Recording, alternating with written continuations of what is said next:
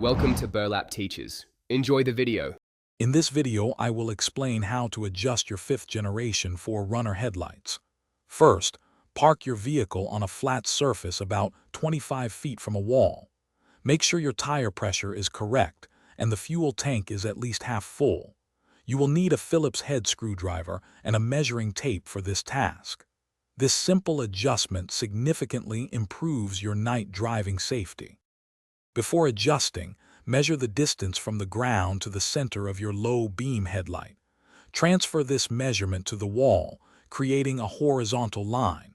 Next, measure the distance between the centers of your two headlights. Mark these points on the wall as vertical lines. These reference points are crucial for accurate aiming. Now, locate the two adjustment screws on the back of each headlight assembly.